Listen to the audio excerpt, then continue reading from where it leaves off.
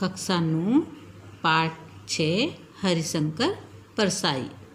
हरिशंकर परसाई जी हिंदी के प्रसिद्ध व्यंग्यकार लेखक हैं, जिनका जन्म 22 अगस्त 1922 को मध्य प्रदेश के होशंगाबाद जिले में हुआ था।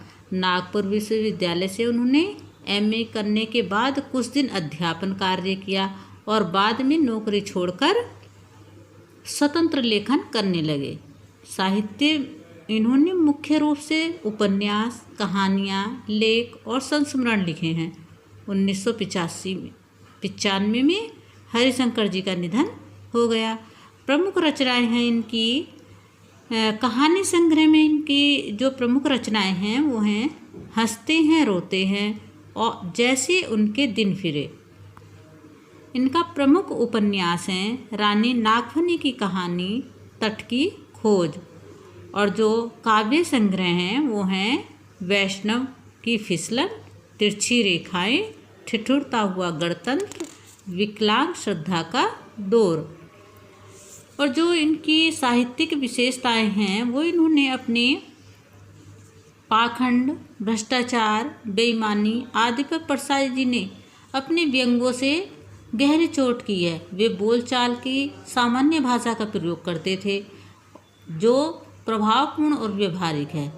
इनकी जो शैली है वो व्यंग्यात्मक है और उन्होंने समाज में व्याप्त बुराइयों की धज्जियां उड़ाई हैं।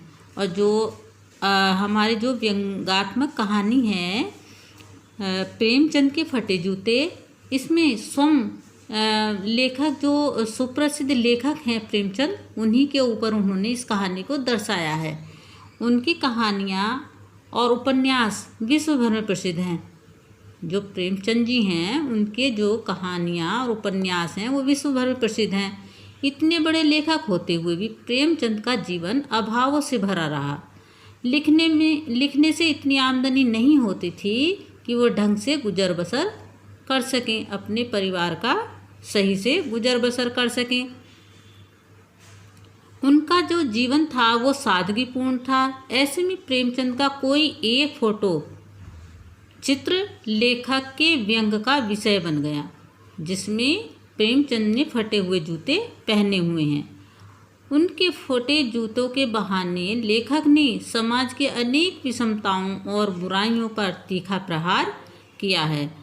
यही सब हरिशंकर परसाई ने दर्शाया है प्रेमचंद के फटे जूते में। प्रेमचंद के फटे जूते। लेखक के सामने यानी कि हरिशंकर परसाई के सामने प्रेमचंद का एक फोटो, जिसमें प्रेमचंद के ने पैरों में कैनवास के जूते पहने हैं, जिसमें बायां जूता फटा है, उसमें से उंगली बाहर झांक रही है। उसको लेकर लेखक ने तरह तरह के व्यंग्यपूर्ण कल्पनाएं की हैं। प्रेमचंद में पोशाक पहनने का शौक नहीं था। वे जैसे ही भीतर से थे वैसे ही बाहर से भी थे। सीधे और सरल, चेहरे पर अधूरी मुस्कान, फटे जूते में भी मुस्कान। प्रेमचंद गरीबी में जिए, यह उनकी झलक थी। यह दर्द लेखक भी महसूस करता है। फिर लेखक कहता है कि प्रेमचंद को फोटो खिंचवाने के लिए जूते मांग लेने चाहिए थे। लोग तो बीवी तक मांग लेते हैं। महान कथाकार, उपन्यासकार, एक जूते पर तो 50 टोपियाँ न्यौछावर हो सकती हैं। लेखक प्रेमचंद की मुस्कान के कई अर्थ निकालता है। जैसे प्रेमचंद पूछ रहे हूँ क्या गोदान हो गया। गोदान बच्चों प्रेमचंद जी का एक प्रसिद्ध उपन्यास है, जिसमें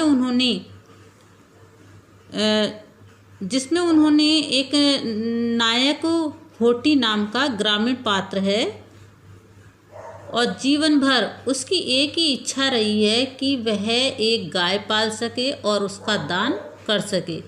इस इच्छा को वह जीते जी पूरा नहीं कर पाता, तो उसी के लिए यहाँ आया है कि क्या दान हो गया है। क्या पूस की रात में हल्कू का खेत नीलगाय ने चर लिया है।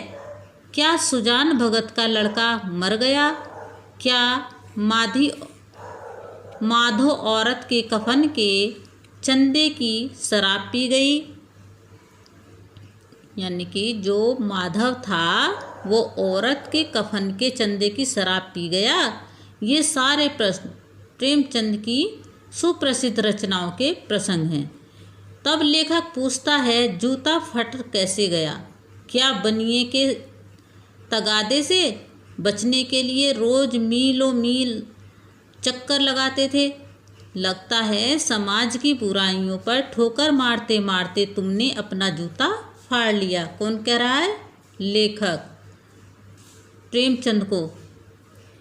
तुमने रास्ते की टीलों से टक्कर ली, उनसे बचकर नहीं चले, समझौता नहीं कर सके, जिसे तुम घृणित समझते हो उसकी तरफ फटे जूते से झांक कर ही उंगली से संकेत करते हो, हाथ की उंगली से नहीं।